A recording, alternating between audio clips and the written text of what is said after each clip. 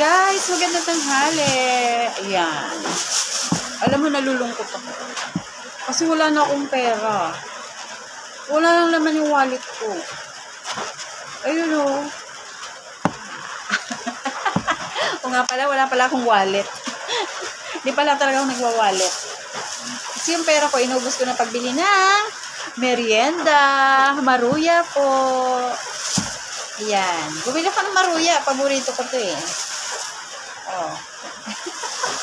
Ang dami kong biniling merienda. Meron pa ako binili ulam.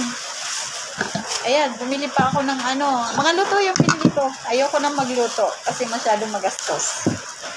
Ayan. Ayan. Paksiw na gata.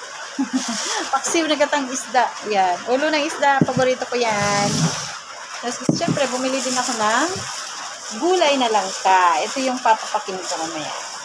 Di po tayo magkakanin. Magpapapak lang tayo ng ulam. Ayan. Kaya mabilis maubos yung pera ko kasi binibili ko ng pagkain. Wala kasi kumain. Kaya tinatago ko lagi yung tiyan ko kasi laki nandito ko. Oh, bumili din ako ng kunting baboy. Ayan. Bicol Express. Bicol Express.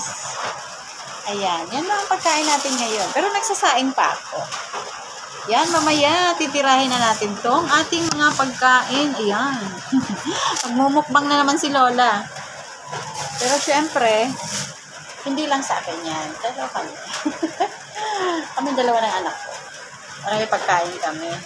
Ulam naming dalawa yan. Naka-budget na talaga yan. Ganun tanghali.